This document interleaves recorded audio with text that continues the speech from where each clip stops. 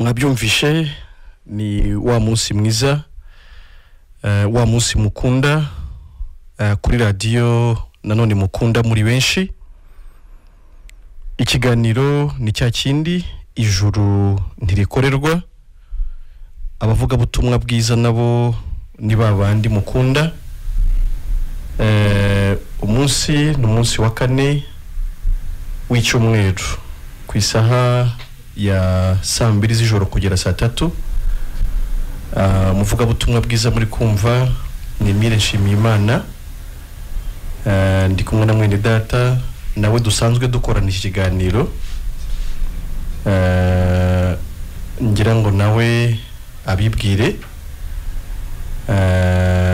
hanyuma anabasuhuze, ariko nanjye mboneraho kubasuhuza mwese abari hafi n'abari kure, meme n'abazatwumva kuri n'abazadukurikira kuri YouTube. Yego, mwese ndabasuhuje. Reka rero mwene data nawe abibwire ku batamuzi, abasuhuze mwese kuba muzi n'abatamuzi, hanyuma twinjire mu kiganiro ariko twanibwiranye. yego rwose. Urakoze cyane muvandimwe. Imana ishimwe ko yongeye kutugeza nyine kuri uyu munsi.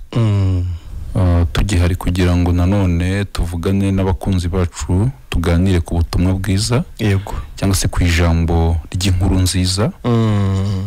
Dore ko niyo umuntu abakeneye kuruta ibindi bintu byose. Amen. Umuntu yisanze ari umunyabyaha, ntiyamenye uko byagenze, aba mwisi ashaka kurwana nabyo ariko bikamurusha imbaraga n'ububasha. Umuntu agakora ibyo ashoboye byose ariko n'ubundi bikarangira adakiranukiye Imana. Yego, bakamubwira ko hari ibyo ahara gisigaje nabyo akabigerageza n'ubundi ntibyemere. Ndetse akanabangamirwa nuko we mu mutima we yumva ashaka kujya akora ibintu byiza ariko ibi bikamwitanga imbere. Yego, akajya yiruturuva ari gusohoza ibyo atashakaga. Ubutumwa bwiza rero bwonyine nibwo buhishura ukuntu umuntu yabaye. Yego, nabwo umuntu abaye igihe kirekire yibaza nabaye iki, byagenze bite, atiyizi atazi impamvu ari inkorera gahato y'icyaha. Yego, ariko ubutumwa bwiza mbukundira ibyo bintu bibiri. Buraza bugahishura ukuntu wabaye umunyabyaha. Yego, ariko ukanaguhishura ukuntu watunganira Imana nanone. Amen, amen, amen, amen, amen. Niyo mpamvu rero ubutumwa bwiza bukenewe, na niyo mpamvu mbona bukenewe kuruta ibindi bintu byose. Amen, amen, amen, amen, amen. Kuko umuntu wasobanukiwe ikibazo yagize cyo kuba ari umunyabyaha, akanahishurirwa ukuntu Imana yamukijije icyo cyaha nanone. Yego, akaba mwisi atunze umutima wo kumva Imana itamubaraho icyaha, akaba mwisi yumva afite ijuru ari firinga. Yego, nicyo kintu gikomeye kuruta ibindi byose mwisi. Amen. Rero nsuhuje abatwumva bose, nsuhuje abakunzi b'ikiganiro. Ndabizi ubashize urushinge kunyakira amajwi zabo, ni muri benshi muradukunda ariko natwe turabakunda. Nsuhuje ariko na bene data, ubwo mvuze nanone abantu Imana yahishuriye nyine ubutumwa bwiza. Amen. Aho bari mwisi hose, abari kutwumva ubu n'abazatwumva nyuma, nabo ndabasuje mu izina rya Yesu. Paulo ari kubyandika niwe wabandikira ababwira ngo nongeye kubivuga ngo mwongere mwishime. Amen. Arongera bisubiramo ngo twishime, dukwiye kwishima ubwo twatsindishirizwe n'ubuntu kubwo kwizera, dufite amahoro ku Mana kubw'umwami wacu Yesu Kristo. Yego, Amen. Tubanye n'Imana amahoro. Abantu bose bakijijwe, nta rubanza ruturiho, ntacyo tugishinjwa imbere y'Imana. Imbere y'Imana turabera ndetse n'abaziranenge tubikesha igikorwa Imana yadukoreye muri Kristo Yesu. Amen. Rero aho muri hose ndabasuje mu izina rya Yesu. Imana himbazwe. Amen, amen. Urakoze umuvandimwe, muramumenyereye ni Patrice nkuko bisanzwe. Arabakunda, abayafashe uyu mwanya kugira ngo nawe ababwire neza Imana yamugiriye. Ariko kugira ngo namwe nimba bishoboka dusangire iyo neza y'Imana. Ubwo rero umwami aradushoboje, turamushimiye kubera ko byashobokaga ko n'iki gihe tuba tutabasha kugera hano. Ariko aradushoboje, turahageze. Na radio kandi irimo iravuga, byose n'ubuntu bw'Imana.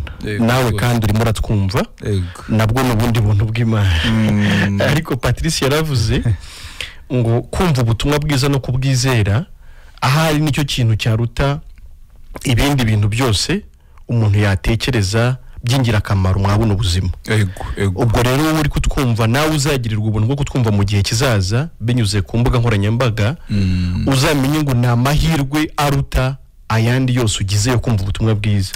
Nkanongeraho rya jambo rivuga ngo uyu munsi ni wumva ijwi ry'Imana we kwinangira umutima.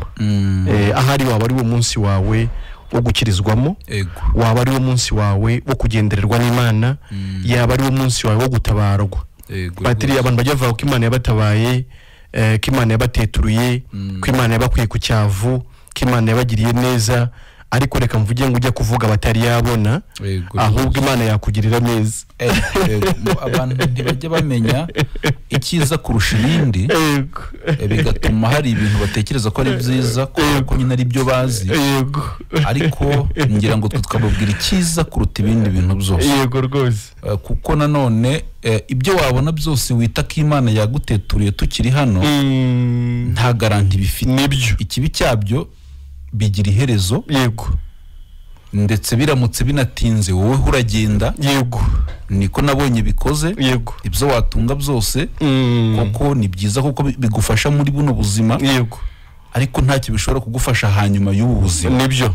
Kandi hanyuma y'ubu buzima niho hakomeye kuko niho uzabiteka ryose. Amen. Hano na akanya gato. Rero ndagira ngo abatwumva umuntu urajya avanga Imana yaramuteturuye, basajya bavuze ko uwo muntu azabaho iteka ryose. Amen. Naho niba uri mu buzima bw'uyu mubiri akaba hari ibyo ureba bishira, nawe ukabushiraho, ntabwo ibyo ari byo wakaba nabyo wakabishimye, ariko hari ngo ari icyangombwa. Ikiri ngombwa rero ni ukuba umuntu afite ibyiringiro byo kuzabaho iteka ryose abanye n'Imana. Ikindi reka twongereho ko unatunze ibyo wabasha gutunga uko guhirwa, wabasha guhirwa nubwo Dawidi yavuze n'andi mahirwe nyine tuza gukomeza kuvuga, y'umuntu Imana itabaraho icyaha, y'umuntu w'umukiranutsi uri mu isi, niyo watunga ibindi bintu byo mu isi, ibyo abantu bakunda, ibyo abantu bifuza, nawe kuba wabigira nabyo ntago byaba bibi. Ariko kubigira ufite noneho ubugingo buhoraho, nibwo buzima bwiza ahubwo. Ni nabwo byakubonerera, kuko ijambo rivuga ngo n'ubundi byose bibonerera ababoneye. Mu yandi magambo, gutunga, kugira ubwenge, kugira amashuri, kugira urugo, kugira umuryango n'ibindi byiza byinshi umuntu ashobora kubonera hano mu isi ntacyo bitwaye. Ahubwo kubigira ariko ufite ubugingo buhoraho. Kandi ikindi twongereho ko ubugingo buhoraho iyo tuvuze ko bubiruta batwumva gake, ariko nabwo impamvu ibindi bintu byose biri hano ku isi wabitunga, wanabigura kuko bigurwa amafaranga, ariko kuzabana n'Imana iteka ryose aho bikomereye ntibigurwa. Nta giciro, nta kintu wabona na kimwe bigura. Niyo mpamvu birakomeye ku rwego rw'uko ntabyo watunga byabigura. Niyo mpamvu aricyo gikomeye. Hari zaburi ivuga ngo inshungu y'ubugingo bw'umuntu ngo ni igiciro cyinshi ngo ndetse ikwiriye kurekwa iteka. Mbese si ikintu umuntu yabasha kugura mu byo atunze cyangwa se ngo akigurirwe n'abandi. Ubwo rero navuga ngo ubwo kitagurwa, ubwo nta wakiguha, ubwo ni nacyo kiruta ibindi byose. Ariko n'abantu bajya babivuga mu buryo bumeze gutya. Hari ukuntu nk'iyo umuntu agusabye ikintu ukakimwima, hari ukuntu bakunda kuvuga ngo n'ubundi sagakiza wampaga. Uzi ko burya aba yenda kuvuga ati niko gakomeye.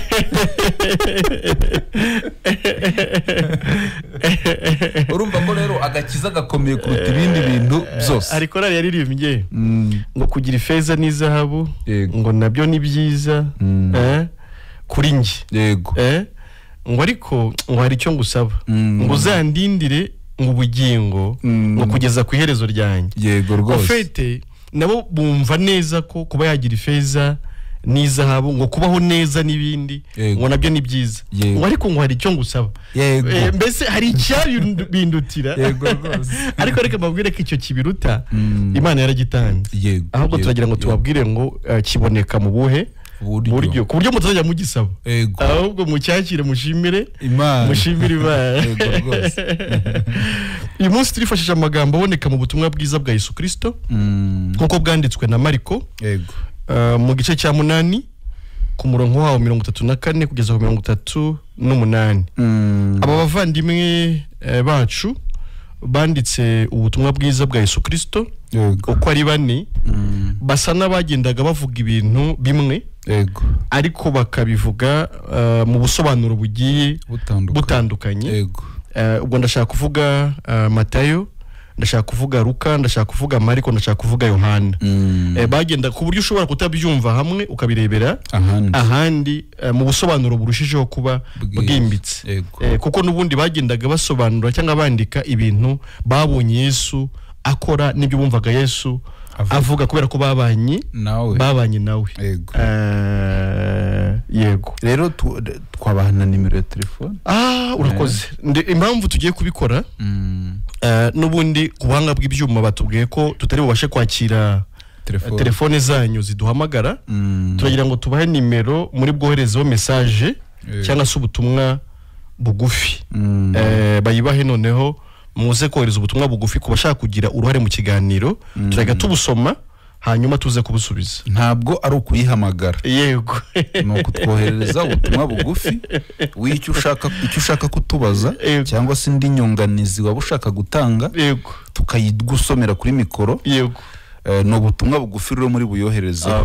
078 gatatu 167 163. Kanyisubiremo 078 yego gatatu 167 163. Ubutumwa bugufi turabwakira kuri iyo nimero.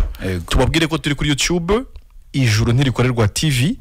Ku bantu bashaka kudukurikira mu buryo bw'amashusho bajye kuri YouTube Ijuru Ntirikorerwa TV. Murasangaho ibiganiro byacu byinshi cyane kugira ngo mukomeze musobanukirwe ijambo ry'ubutumwa bwiza. Yego.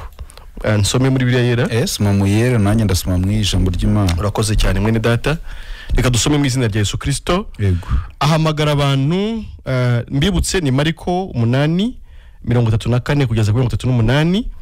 Ahamagara abantu n'abigishwa be arababwira ati umuntu nashaka kunkurikira ni yiyange yikorera umusaraba we ankurikire, kuko ushaka kurengera ubugingo bwe azabubura, kandi utita ku bugingo bwe ku bwanjye no kubw'ubutumwa bwiza azabukiza.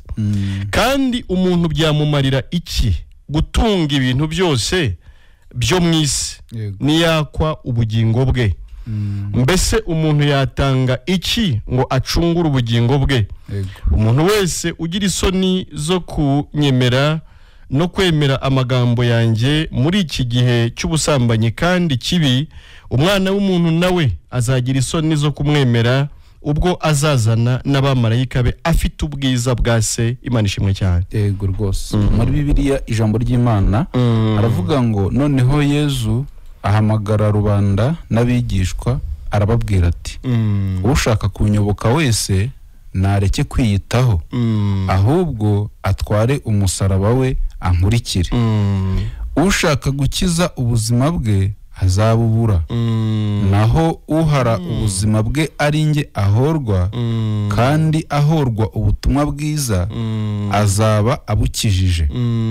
Mbese umuntu byamumarira iki kwigarurira isi yose ariko akaba yivukije ubugingo bwe? Yego. Cyangwa se ubugingo bw'umuntu yabugurana iki?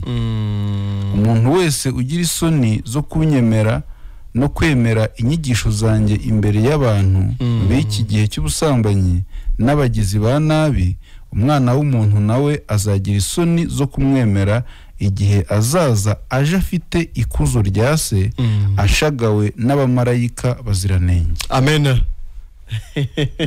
Imana ishimwe cyane. Yego rwose. Aya magambo turabizi ko si ubwa mbere muyumvishe. Bibiliya dukoresha nizo mukoresha ku bakoresha Bibiliya, kuko hari n'abadakoresha Bibiliya. Ariko icyo dushaka kuvuga nuko mu by'ukuri gusoma ni kimwe no gusomerwa n'ikindi ariko no kumva ibisomwa cyangwa no kumva ibyanditswe mu byo umuntu asoma nacyo ni ikindi. Ni mpamvu turi no kugira ngo tubafashe gusobanukirwa ibyo abenshi batabasha gusobanukirwa muri aya magambo. Yego, nk'ijambo kwikorera umusaraba. Patiri ni ikintu gikomeye. Yego. Oya turakigarukaho cyane. Yego. Kuko nzi neza ko nubundi hari ukuntu abantu babwiye ko bagomba kwikorera umusaraba. Ariko turagira ngo tubasobanurire ese umwigisha mukuru wacu umwami wacu Yesu Kristo kandi umucunguzi wacu yavuze iki ashaka kuvuga ngo abantu bikorere umusaraba, buriya yarashatse kuvuga iki? Yego. Urumva hari ibintu bigoye kumva. Yego. Ariko nanone ubutumwa bwiza nibyo twari twavuze bukajya bugenda bubihishura. Hano bari bavuze ngo umuntu utizirikana ubwe. Yego. Umuntu ureka kwizirikana ubwe. Yego. Ahandi haravanga umuntu agomba kwikorera umusaraba. Yego. Kugira ngo akurikire Kristo. Urumva ubutumwa bwiza n'abatwumva kenshi iyo tuvuga ko twebwe ibyiringiro byacu biri ku musaraba gusa. Yego. Abantu bumva tumeze nk'abafite ikibazo. Ariko natwe tukumva niwo dukwiye kuba tuvuga gusa. Nibyo. Iyo abantu batwumva bakumva ntituvuga ibyacu twashoboye. Bakumva ntitwirata imbaraga zacu n'ubwenge bwacu. Bakumva ntituvuga amasengesho menshi twasenze. Yego. N'amaturo twatuye n'ibindi byinshi. Yego. Bakumva turavuga umusaraba wa Kristo gusa. Yego. Abantu babifata nk'ikibazo. Ariko twe iyo mubifashe nk'ikibazo twe nta kibazo tugira. Yego. Ahubwo twe twumva ari byo byiza. Okay. Kuko uretse ko ntitwabona umwanya ngo dusome byinshi. Ariko ubundi no bakora ntavuga ko nanone ijambo ry'umusaraba kuba rimbuka ubupfu. Yego. Ariko ku bantu bakizwa nibwo bubasha Imana ikoresha ikiza umuntu. Amen. Rero umusaraba uba ukwiye kuwikorera ukawugendana. Ariko nanone kugira ngo wikorere bisaba kubanza kwivaho. Nibyo. Urabanza ukivaho ukireka. Yego. Ukareka ibintu byawe bitekereza ko muvandimwe impamvu abantu batinda kumva ubutumwa bwiza. Yego. Abafite ibintu bye byinshi. Nibyo. Abafite umutungo we mwinshi. Yego. Abafite ibintu yakoreye Imana avuga ko yakoreye Imana byinshi. Yego. Ku buryo iyo mubwiye ko ibyo bintu akwiye kuba birambika. Okay. Akizera Kristo. Yego. Akabona icyo yashatse ntakibone. Yego. Tagabyumva. Nibyo. Ariko nyamara iyo mwuka wera muhishuri agahagarika ibyo bintu yita ibye byose. Yego. Hanyuma akareba umusaraba wa Kristo gusa. Yego. Uwo muntu agirwa intungane imbere y'Imana. Amen. Kuko ubundi Kristo iyo tuvuze umusaraba ubundi umusaraba ntago ari igiti gishinze n'igitambitse. Okay. Igiti gishinze n'igitambitse ni icyafashaga abantu. Nkunda kubwira abantu Kristo urabona yabambwe igorogota. Yego. Ariko nubwo yajyanwe igorogota akabambwayo wari umusozi usanzwe ujyanwaho ibivume. Nibyo. Bari basanzwe bajya kubamba, ngira ngo abatwumva barabizi ko yanahuriyeyo n'ibisambo bibiri. Kandi ntago Yesu ariwe bawusizeho wenyine kuri kiriya giti. Bagisizeho n'ibisambo. Nibyo. Kiriya giti rero ni icyabafashaga kumanika umuntu gusa. Nibyo. Ariko iyo birivuze ijambo ry'umusaraba ibivuze Kristo Yesu. Amen. Kristo Yesu niwe jambo ry'umusaraba. Amen. Twe rero niwo tugendana. Ni nawo twirata kandi kuko ni nawo bendera ryacu. Amen. Ahandi ravuga ngo umusaraba niwo bendera ryacu twebwe abakijije. Amen. Rero no kuvuga ngo umuntu yatiretse rero ngo areke ibintu bye byose niba wizirikana ubwawe. Yego. Niba utekereza ko hari icyo washobora Imana ikaguha ijuru. Niba utekerereza ijuru mu byo ujya ukora n'ibyo washoboye n'ibyo utarashobora ukaba ugihatana. Nyabune reka tukubwire ko ijuru utarica umutaro. Nibyo. Kubera iki? Ijambo ry'umusaraba ni Kristo. Ariko ni nayo nzira ijya mu ijuru. Nibyo. Ariko ni n'inzira ifunganye. Amen. Ku buryo udashobora kuyinyurana mu ibintu byawe. Nibyo. Nibyo. Yesu yaravuze ngo inzira igana mu irimbukiro ngo ni ngari. Umuhanda. Yego. inyuramwo abantu benshi kubera ko banyuranamo n'imizigo yabo nibyo ariko inzira ijya mu ijuru ni Kristo Yezu nta muntu yinyuranamo imizigo bisaba kureka ibyitwa ibyawe nibyo ukaza wenyine nibyo ubundi ukahanyura ntacyo ufite ukahanyura wiringiye Kristo n'umusaraba nibyo rwose nta kindi uzanyemo nibyo rero bavuze twasonye amagambo meza muvandi nibyo bavuze ngo nta kintu watanga na kimwe mu byo utunze kandi mu byo utunze wumve ko ari ibiryo byawe ujya ukunda hano iyo banavuze ibyo utunze baba bari kuvuga amazu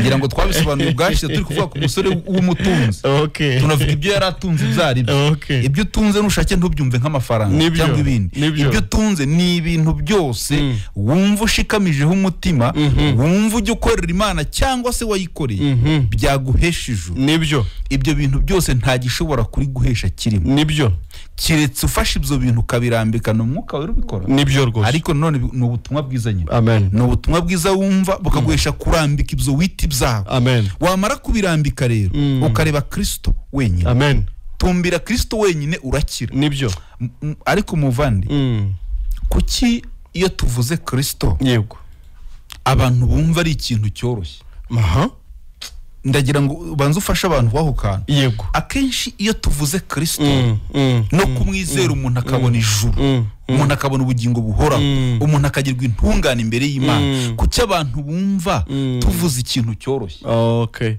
bo urakoze ariko bifite umuzi ku cyaha yego n'ubundi bifite umuzi ku cyaha yego icyaha navuga ko icyaha n'ubugome icyaha ni ukwigomeka rebellion yego ubundi satani niwe nyine wabanje kwigomeka ku Mana yego ashaka nawe ngo kuzamura intebe ye ngo ihwane n'intebe yisumba byose hanyuma Imana iramuca yego imuciye rero aza mu isi ashuka umuntu noneho rero umuntu nawe ashima kujya mu ruhande rwa satani ubwo shitani yabwiraga umuntu ati nubwo Imana yababwiye ngo nimurya ku icyo giti no gupfa muzapfa ntabwo muzapfa ahubwo nimukiryaho muzamera nk'Imana yego mu yandi magambo ubwo icyo yarababwiye nuko bagira ububasha nabo bakamera nk'uko Imana imeze ku buryo rero umuntu iteka yanduye icyo kintu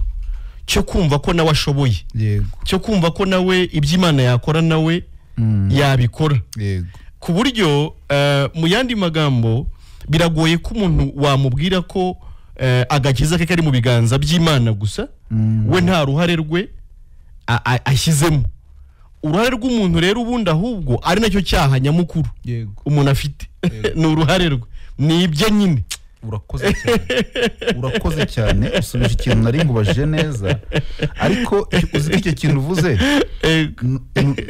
nsomera aho dusomye ku murongo wa 35 kuko numvise n'ubundi ari cyo usobanuyeho kuko ushaka kurengera ubugingo bwe azabubura yego kandi utita ku bugingo bwe ku bwanjye no ku bw'ubutumwa bwiza azabukiza Imana ishimwe cyane Kinyarwanda cyavuze ngo ushaka gukiza ubuzima bwe azabubura naho uhara ubuzima bwe ari nge ahorwa kandi ahorwa ubutumwa bwiza azaba abukijije amen ushaka gukiza ubuzima azabubura yego azabubura yego mu yandi magambo ushaka kwitsindishiriza yego ushaka kujya mu ijuru ariko ari we binyuzeho yego ushaka kujya mu ijuru biciye mu mbaraga ze biciye mu gukiranuka kwe biciye mu masengesho ye biciye mu ngeso ze biciye mu kwiyiriza ubusa biciye mu gusaba penetensiye biciye mu gutanga icya 10 n'amaturo ushaka gukiza ubugingo bwe azabubura yego rwose abantu batwumva mureke gushaka kwikiza nibyo waretse gushaka gukiza ubugingo bwawe kandi ujya wabubura nibwo ubura ibintu by'Imana biranaryoshye biranasobanutse iyo ushaka kubukiza urabubura nibyo ariko muvandi impamvu mba numva binumvikana ubundi urashaka ubwo uramutse ushaka kubukiza urumva wakenera umurengezo ni ugutesha agaciro ubutesheje agaciro iby'umurengezi yagukoreye. Yego yego. Ese urumva uzi ko ku bantu bose bashaka gukiza ubugingo bwabo bameze nkaho badashaka umurengezi? Nibyo ofete nibyo Pawulo avuga mu Bagalatiya mu gice cya 2 umurongo wa 21. Yego. Yaravuze ngo simpindura ubusa ubuntu bwa Kristo. Yego. Cyangwa se ubuntu bw'Imana.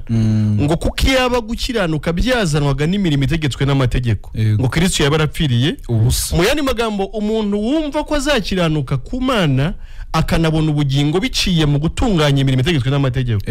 Ni wa ushaka kurengera ubugingo bwe akaba ari gutesha agaciro umusaraba wa Kristo. Urumva ariko Imana no mubyeyi iyo irakubwira ngo rekera yego waburetse ukajya waburunga niko system waretse gushaka kuburengera yego ukajya waburengera ukajya waburokora ariko niyo uretse gushaka kuburengera ni naho Imana ihita ikwereka umurengezi. Amen. Kuko nubundi wowe ndi waburengera. Nibyo nta nicyo wakora kugira ngo uburengere. Kandi hepfo babivuze nyine ese ni igice umuntu yatanga kugira ngo acungure ubugingo bwe. Nta gihari nyine. Nta gihari na kimwe. Nyabune abadukurikiye mujye mwumva ko nta kintu na kimwe wakora. Nibyo.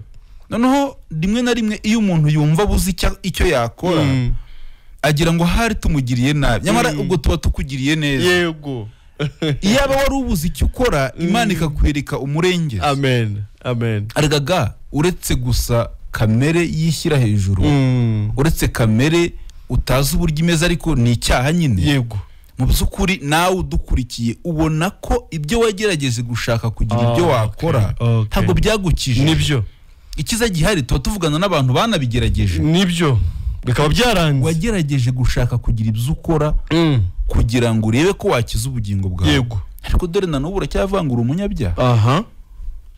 Ijambo ry'Imana rivuga ngo rero reka kwirwana. Nibyo. Reka gushaka kwikiza. Ni witakarize icyizere. Nibyo.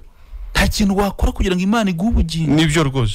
Nibyo. Kuko ibyo ujya ukora ni ibyaha. Nibyo. Ntabwo Imana yaguha ubugingo gutyo. Emera rero Kristo Yezu akwihera ubugingo. Amen. Icyazanye Kristo yaje mu isi ari impano y'Imana. Nibyo. Imana yohereje Kristo mu isi aza ari impano y'Imana. Nicyo cyatumye aza. Imana yamuguhaye nk'impano. Niyo mpamvu mu Befeso igice cya 2 umurongo wa 8 ngo mwakijwe n'ubuntu kubwo kwizera. Ntibyavuye kuri mwe ahubwo ni impano y'Imana. Kuri mwe.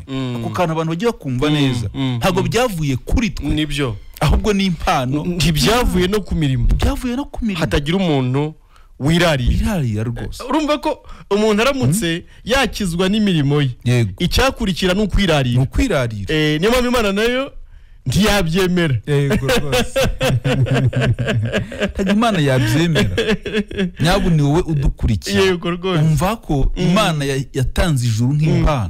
Imana yatanze ijuru ku buntu. Wibipfobye. Nase kujya ubishaka bikana kuvuna n'ubundi ntagire iryo ubona. Ese ubundi Patre umusaraba koko nyine abawujyagaho babaga ari abantu bameze bate? Babaga ari abantu baruharwa mu bandi. Babaga ari abantu babaye ibivume. Yego. Babaga ari abantu b'abanyabyaha kabuhariwe. Yego. Ku rwego rw'uko bamuhanisha igihano cyo kumushyira ku musaraba. Yego rwose. Yego. Akaba ari ikivume. Akaba ni ikivume. Mbese nkuko birivuga mu Bagalatiya mu gice n'ubundi cya 3 ngo havumwe umuntu umanitswe ku giti. Yego. None se kuki Yesu ari kuvuga ngo umuntu nanone ushaka kunkurikira ni yiyange yikorere umusaraba? Ubwo arashaka kuvuga iki?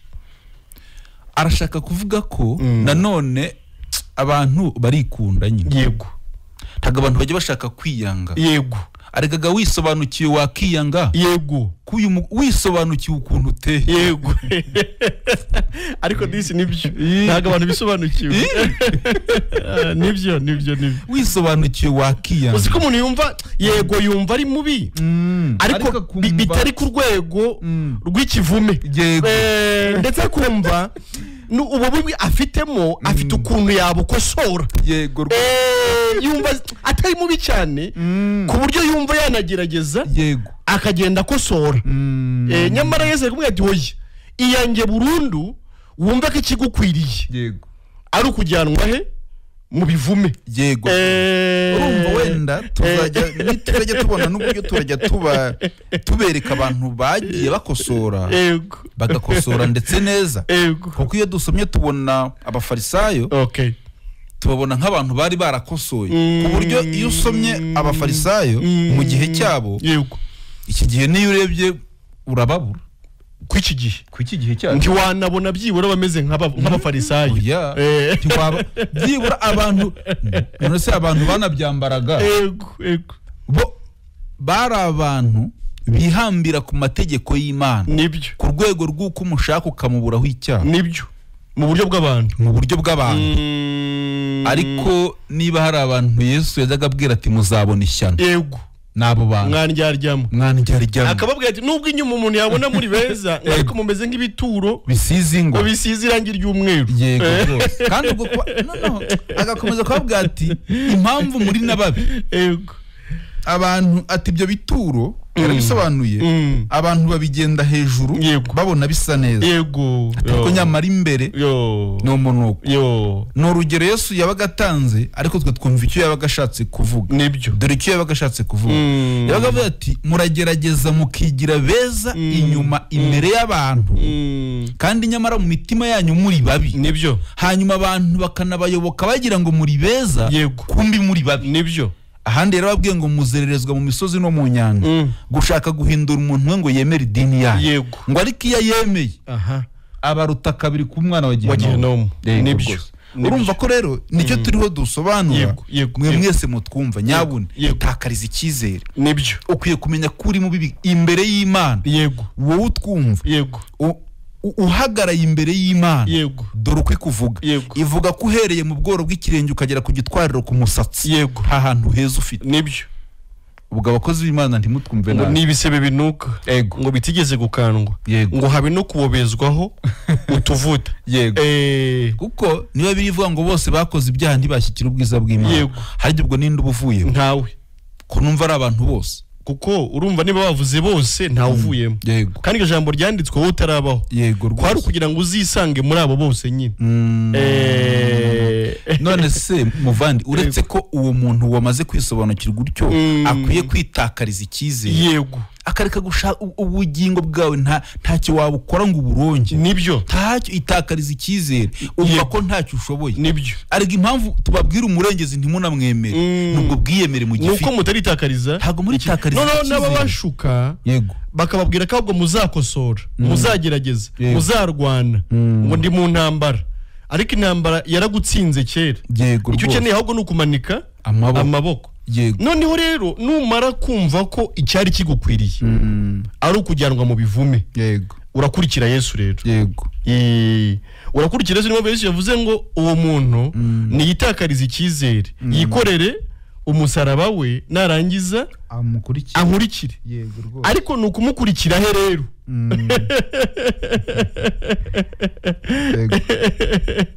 Nukumukurikira he Yesu. Nukumukurikira nyine ku musaraba. Gukora iki nyine? Icyo nacyo mugomba kucyumva. Yesu se we yagiye ku musaraba gukora iki? Yagiye kubambwa. Si byose? None nawe numara kumva ko icyari kigukwiriye ari urwo rupfu rw'ibivume. Ubwo urakurikira Yesu. Yego.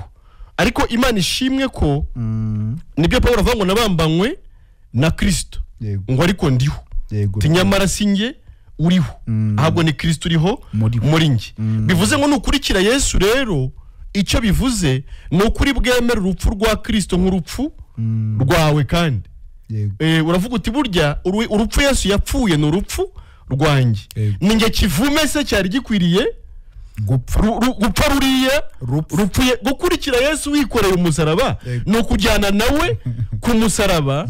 Mu yandi magambo nk'aho ari wowe nyine ugiye kubambwa. Urumva uretse ko n'ubundi ni wowe. N'ubundi ni wowe kuko Imana yivuga ko yahannye umunyabyaha ku musaraba. Yego rwose. Igihano cy'umunyabyaha kuko Imana ntago yari bwivuguruza. Yaravuze ngo igihano cy'umunyabyaha ni urupfu. Rero burya Imana yambitse Kristo umubiri. Yego. Ubundi ni igitangaza n'abahanuzi babihanuye. Baravuze ngo ni igitangaza kubona Imana yambaye umubiri. Amen.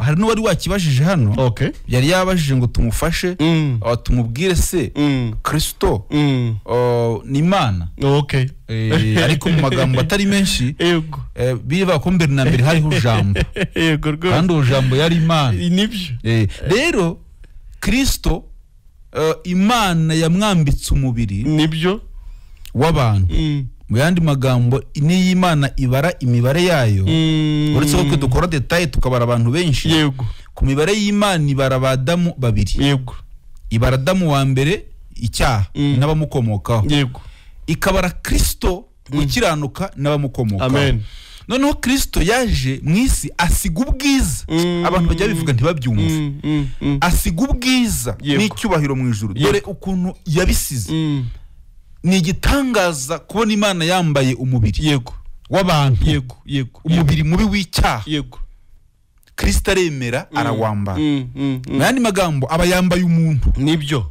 ahinduka umuntu yego rwose Imana ihimbaze kubwo ububasha yarabufite yavuze ngo afite ububasha bwo gutanga ubugingo bwe ku bushake ariko akongera akanabusubira amen biranakomeye ko biragaragara ko nta wundi muntu wari buducungura nibyo uretse Kristo niyo mpamvu nta wundi muntu wabonetse wari kuducungura kiretse Kristo wenyine Kristo rero ajyanywe Golgotha ubundi njya nkunda kubaza abantu mwe mwese mutwumva yego ku musozi wa Golgotha wajyanwagaho ibivuga Yesu ko mu muzi nk'utaregeza ko icyaha ubundi kuki wajyayo ubwo ninjye nyine nge muri we nicyo cyumvikana ariko no kwemera umusaraba we nicyo yego no kwemera ko ikivume cyabambwe hariya ari nge yego no kwemera ko ikivume cyabambwe hariya ari wowe dukurikiye ni nuko kwikorera umusaraba ugakurikira Kristo yego urumva Kristo amaze kukwambara yego reka tujye tuvuga nk'abari kubwira umwe yego nari mvuze ngo ku mibare y'Imana ibara umuntu umwe nibyo noneho Kristo amaze kukwambara Imana ngihita imutera umugongo nibyo imuteye umugongo iramuhana nibyo Esaya yabivuga aravuga ati iramushenjagura amen nyamara ngo ashenjagurirwa gukiranirwa kwacu amen ngo igihano kiduhesha amahoro kiba kuri we kiba kuri Kristo nibyo ubwo inkuru nziza ivuga ko Imana yahannye umunyabyaha muri Kristo yego Imana yishe Kristo ibihannye umunyabyaha amen amen igihano cy'umunyabyaha kiraba Imana amen amen Imana mu ijuru iravuga tumujinya urarangiye uhannye umunyabyaha uko nabishaka uwo niwo musaraba amen niba rero wumva uzahanwa turamenya ibyo nturemera umusaraba ntaguremera umusaraba nibyo kandi ikindi iyo uvuze ngo Kristo yaragupfiriye ntubyumve nabyo biba binababaje nibyo emera ko Kristo yapfuye urupfu rwawe amen numara kubyemera mu mutima urahita umenya ko utazaba ugipfuye amen urahita umenya ko uzabana n'Imana byiteka ryose ariko ikindi amakuru meza yego ntabwo Yesu nanone yaheranywe n'urupfu yego ahubwo Kristo yarazutse Imana ishimwe cyane rwose kandi mu Baroma 4:25 hatubwira ko yapfuye azize ibyaha byacu ariko akazukira kugira ngo tugirwe intungane imbere y'Imana yego mu yandi magambo umuntu wazukanye na Kristo ni icyaremwe gishyashya yego mbese agakiza nako ngako ni uburyo umunyabyaha wanjye ukomoka kuri Adamu yapfiriye muri Kristo yego uwo niwo musaraba ariko Kristo yazuka akanzukanira umuntu mushya wera udafitanye n'Imana ikibazo iyo bari kubivuga mu bindi binyarwanda abanditsi bari babivuzeho gato babivuga mu buryo bugiye butandukanye ariko bose bari kuviza ikintu kimwe yego umwe yaravuze ngo ishaka ngo ritabanje ngo rijye mu gitaka ribore yego ngo ntago hashobora kuboneka andi menshi urumva nubwo abonetse akomoka kuri rya rindi yego ariko rirabanza rikabora yego kugira ngo haze ayandi rero nicyo waruvuze Kristo yapfuye azira ibyaha byacu yego umuririmbyi ngo ibyaha byanjye bihamba mu maze arazuka ngo ampuze naze umuzuko wa Kristo wari uwo kuduhuza na se amen Kristo yazukiye kugira ngo tugirwe intungwe umunyabyaha arega Imana yishe umunyabyaha ku musaraba aho ni naho ni muba tuvuga ngo twaranababariwe yego nicyo tuba tuvuze yego rwose ntituba tuvuze ko twasabye imbabazi ahubwo tuba tuvuze ngo Imana yahannye umunyabyaha yego ariko reka mbaza abantu badukurikiye uramutse warakoze ibyaha yego ugahura wenda se ukaba unakurikiranwa n'urukiko sibyo yego hanyuma ugahura wenda n'umucamanza akubwira ati nta kibazo, ati dosiye yawe, ati ntago urukiko ruzagukurikirana kandi urabizi neza ko wakoze ibyaha, wagendana umutima n'ubundi ukubwira ko ufite ikibazo mu rukiko, ahubwo ugira amahoro ryari iyo ugiye kuburana. Swat ukaburana ugatsinda, uri inzira imwe. Inzira ya kabiri ukaburana ugatsindwa ugahanwa ukarangiza igihano, bakavuga ati yakoze ibyaha nibyo ariko yaranwe n'igihano cyararangiye, uwo muntu aridegembya nanone cyane. Ariko wagushuka kuryohesha amagambo ngo humura nta cy'urukiko ruzagutwara kandi uzi ko urukiko rugomba gukurikirana icyaha rukanagihana, yabakubeshye. Namwe bababwiye inzira rero idaca mu butabera bw'Imana, ngo murajye musaba Imana imbabazi, nyamara icyaha cyahaniwe ku musaraba Igorogota. Aho niho twaherewe imbabazi ariko ziciye mu butabera bw'Imana. Ego rwose, ego. Imana yagombaga guhana icyaha kandi ikagihana pe. Ntabwo tubisobanura kenshi hano, ntabwo Imana yakubabarira icyaha. Imana mbabarira nikora ku Mana ubivuze mu izina, ntabwo Imana yakubabarira. Ariko se Yesu we yazize iki nyine? Ni wo musaraba nyine. Yego rwose. No kurengera ubugingo bwawe ni ukwanga urupfu, ni ukwanga igihano, ni ukumva wowe utagomba guhanwa, inyanga guhanwa. Kwemera umusaraba rero ni ukwemera kuri mubi wari ukwiye igihano, ariko ukanemera ko ari cyo Kristo yahano.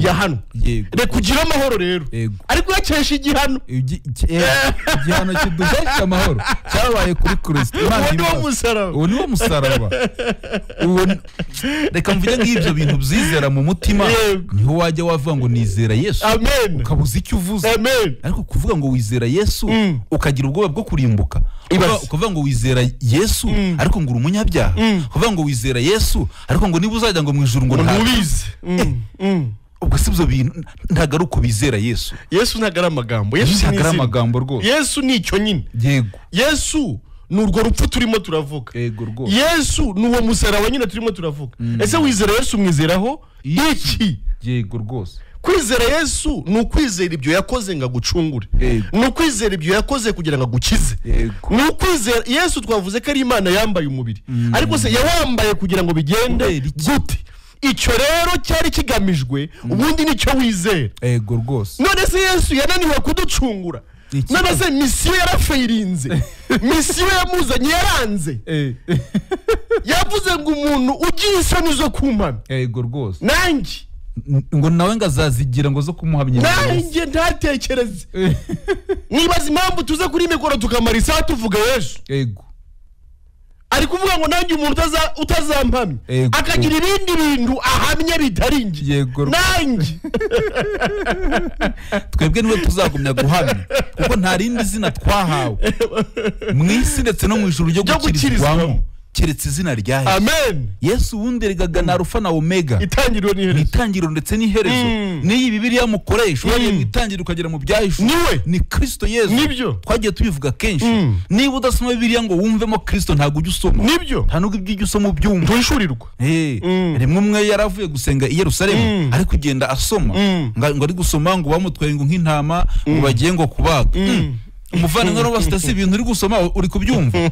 Ati nabyumva gute? Ati ndi kumva ngo bamutwaye nk'intama ngo ijya kuba. Nuko nawe bamufite Yesu mu mateka. Nibyo bamusobanuriye ko ari Kristo Yesu wajyanywe Igorogota akabambwa ziri ibyaha bye. Nibyo inkone yizera ubutumwa bwiza. Amen. Bisaba ngo wowe twumva umenye impamvu Kristo yabambwe Igorogota. Amen.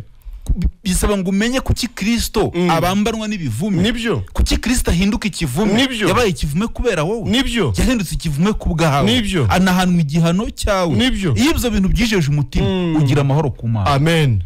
Wemeye umusaraba ukanawuhamya, nuko bemera ijambo ry'umusaraba. Nibyo rwose. Yego reka noneho Kristo nawe azaguhamye yego imbere ya se n'imbere y'abamarayika rwose. Sinzi niba tutareba kuri message. Reka uyu mwanya usigaye reka tunyuze mu amaso.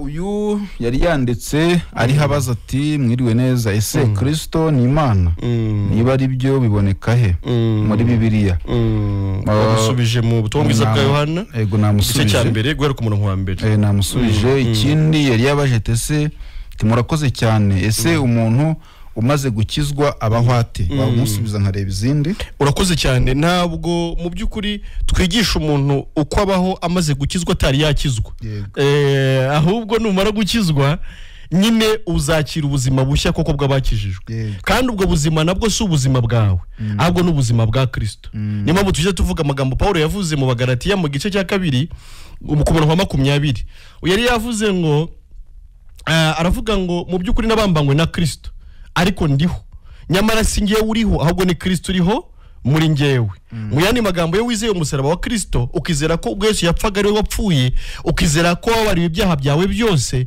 mu byukuri ubuzima bukurikiraho no ubuzima bwa Kristo mu muntu mu yandi magambo ni Kristo wiberaho ubuzima bwe muri wowe yego n'ubuzima tutagusobanurira utari wabwakira nuko umugore asaminda ubuzima bugahinduka abitewe n'imbuto yamugiyemo nawe ni wizera ibyo turimo turavuga humura rwose ubuzima bwawe buzahindurwa n'uwo Kristo uzabukwinjiyemo umuririmbyi aravuga ngo kuva ubwo yanyinjiyemo ngo naranyuzwe ndishima ndamuhimbaza ngo naretse kuzera no kuzimira ngo kuva ubwo yanyinjiyemo ngo kandi ibyaha byanjye byakuweho rwose kuva ubwo yanyinjiyemo sinumva se umubwiye ko umuntu ameriye ni ikintu wera ari no kubaza ariko rero kubikubwira ntibihagije ahubwo kubyibonera bigukorekeraho nawe ugatanga ubuhamya urumva impamvu ibyo kumubwira kumusobanurira uko umuntu amera amaze kwizera ubutumwa bwiza birakomeye ni nkuko umukobwa yakubaza ati umuntu wasamye inda amera yego urumva nacyo kiba gikomeye ibyo bimenywa n'uwayisama banza usame nibyo banza usame bizagira rero turi kuvuga ngo banza ukizwe nibyo banza wizere Kristo numara kumwizera we arakwinjiramo yego kuva ubwo arahita kwinjira amen uko bizagenda rero nose nyine nawe ibaza uko byagenda ku muntu ufite Kristo nibyo rwose banza wizere Kristo urakoze cyane undi hano yabajije ngo ese ko abaporo batubwira ngo imirimo dukora niyo izaduherekeza baba bashaka kuvuga iki ni mudusobanurire okay icyo nacyo katugisubize guherekeza ni byiza biranditse mu byahishuriwe Yohana igice cya 14 umurongo wa 13 ariko mu byukuri tuvuge umuntu abonye visa yo kujya kuba muri Amerika buri gikurikiraho no gushaka tiki y'indege izamuhesha kugenda noneho akenshi iyo umuntu agiye baramuherekeza kuri aeroport ku kibuga cy'indege ariko burya abantu baguherekeje ku kibuga cy'indege sibo batuma ugenda ahubwo ugenda kuko ufite visa ugenda kuko wabonye tiki kuko wemerewe kugenda abaguherekeje baragenda bagasigara hariya wowe ukagenda nyine baguherekeje uragenda bataguherekeje uragenda bivuze rero ngo urumva ko none ntigifite agaciro no kugenda igifite agaciro ntago ari ibiguherekeza banza urebe niba wagenda banza ubone visa imirimo izaguherekeza aho wemerewe kujya ubusiguherekeje mu muriro byo wabizera abantu bazagenda mu muriro n'imirimo kubera ko ngo bazamubwira ngo twakoze ibi mu izina ryawe dukora nibi mu izina ryawe ababwiye ati mumve imbere mwankoze si bibi ese uko bazava imbere bazajya mu muriro nta mirimo se bazaba bafite bazaba bayifite myiza kandi bazaba baje bari no kwipera yego rwose rero niyo mpamvu tutatinda ku mirimo yego banza ukizwe nibyo banza wizere Kristo nibyo wibikeho ijuru nibyo ese arigaga tubona igisambo igorogota muvandi turakibona cyari iburyo bwa Kristo arakibwira ngo nawe turabana muri paradise yego rwose icyo tuzabana mu ijuru banza ukizwe n'uburetse by'imirimo nibyo rwose igisambo ntago cyabonye umwanya wo kumanuka hari ngo kigira ibyo kijya gukora ariko tuzabana mu ijuru nibyo rwose banza wizere ubutumwa bwiza ibindi uko uzamera nabyo uzabimenya nibyo kandi nabyo uzabiheshwa n'iryo juru kandi yego rwose nibwira ko umuntu amaze kumenya ko agiye kwimukira muri Amerika nibwira ko ubuzima bwe buhinduka si byose burahinduka Patri kimwe mu bintu bimubaho no kuba atakirajwe inshinga cyane n'ibya hano yarasanzwe aba oya icyo cyo kiranoroshye n'umuntu wavuye mu cyaro yagiye mu mujyi imibereho irahinduka utangira kubaho nk'abanyamujyi niyo ugarutse mu cyaro babona ko utari mugenzi wabo n'imyumvire ihita irahinduka ab'ijuru bafite ingendo yabo bafite n'uko bumva yego rwose rero undi yanditse ngo ibyo muvuga nibyo pe babyemera ariko se yo muri kwigisha namwe muba muri kwiga namwe muri yigisha ibi nabyo n'urucabana aho uravuga ko iyo avuga ubutumwa yikizanya n'abamwumva natwe tuba turiho dukira nta kibazo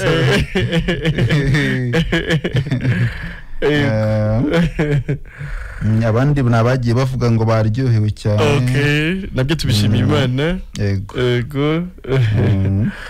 yego rwose Imana ishimwe no kuri audience kuba dukurikira kandi muri inshuti zacu namwe ntabwo twabura no kubashimira kubera ko mwafashe umwanya wanyu kugira ngo mukurikire ijambo ry'ubutumwa bwiza banditse message ari benshi wenda dushobora kutazisoma zose ngo bize kuduhira nibyo ariko inyinshi zari zo gushima banyuzwe n'ikiganiro benshi basizeho ko bagikurikira kenshi yavuze ngo ndabyumva cyane kandi ndaryohewe ariko ubuzima bwa Kristo niki ari harabaza ngo ubuzima bwa Kristo niki yego rwose ubuzima bwa Kristo rero nibyo twasobanuye iyo wizeye Kristo ukizera ibyo yakoze mu by'ukuri nawe uberaho ubuzima bwawe bwiwe muri wowe nkuko twavutse kuri Adamu wa mbere tukavukana ubuzima bw'icyaha ni nako iyo umuntu avutse kuri Kristo ari Adamu wa nyuma nawe mu by'ukuri avukana ubuzima nyine bwa Kristo ubwo rero navuga nti twabisobanuye ko bigoye ko umuntu yagusobanurira imibereho y'abari muri Kristo Yesu ahubwo nawe nuba muri Kristo Yesu uzaba umuhamya wo gusobanura ibikubayeho yego ndabona abandi ni message zo gushima nabo turabashimiye cyane turabashimiye tubibutsa ko turi kuri YouTube wowe dukurikiye aka kanya ukavuga ngo wacikanwe wenda jya kuri YouTube Ijuru Ntirikorerwa TV urasanga ibiganiro byinshi byagiye bitambuka mu gihe cyashize n'iki muragisangaho mu minsi mike cyane nk'ibiri kiraba cyagezeho mu by'ukuri dukomeza kubana namwe biciye mu ubwo buryo ariko kandi umuntu ushaka no kujya kuri WhatsApp group yacu nayo yitwa Ijuru Ntirikorerwa agomba kutwandikira kuri 0784 4257 niba ukoresha WhatsApp ntucikanwe twandikire kuri iyo nimero mvuze 0784 iroroshye 4257 andika kuri WhatsApp tugushyire kuri WhatsApp groupe ya bakiranutsi abera abantu bizeye ubutumwa bwiza bari ku isi yose nawe ukomeze wungurane n'abandi ku ijambo ry'ubutumwa bwiza ndi yabajije ngo ariko se umuntu koko yizeye Kristo yabona ijuru bidasubirwa bamusubiza Yesu yavuze ko umuntu namwizera ako kanya bavuye mu rupfu ageze mu bugingo ageze ntago bitinda ntago ari provisoire ako kanya ububonye none se cyagisambo urumaze gutangaho urugero yakibwiye gute yarakibwiye ngo ndakubwiza ukuri ko uyu munsi ntiyamubwiye ejo bundi ahubwo yarambwiye ngo uyu munsi turi bubane muri paradizo n'uwo munsi rero ubu turibonye ugana umuhamya wo guhamya ko ijuru rifite turibona rwose undi aratwandikiye tumwiriwe neza ni Tupac ndi kubumvira inyamasheke ndishimye kuba mwisi nzi ko nanjye mfite amen waragusubiza ahubwo wawe unsubiza iwatubajije Tupac uwo munezero turawusangiye no twifuriza abadukurikira yego iyo umuntu yizeye Kristo ijuru ahita ribona nibyo rwose kuko wararishatse igihe kinini wararibuze nibyo ariko nta handi ribonekera ni kuri Kristo Yesu amen twatanga nimero rero baza gukomeza kutuganirizaho mu gikari ngenda rimaze kuyivuga iyo mwandikaho kuri WhatsApp ya 07844257 nayo mwampamagaraho kugira ngo dukomeze tuganire n'ibibazo mwabazaga mu bitubarizo no mu gikari dukomeze tuganire yego rwose yanjye Patrice ni yayindi n'ubundi mwari muri koherezaho ubutumwa bugufi ni 0783 ukoresha Tigo ni 0722 167 nibyo abantu twabanye mu kiganiro ubu ntitwabashimira. turabashimiye cyane kandi amahoro ava ku Mana ariko aturuka ku musaraba wa Kristo abane n'abizera Yesu Kristo bose n'iteka ryose. Amen. Amina. Amen.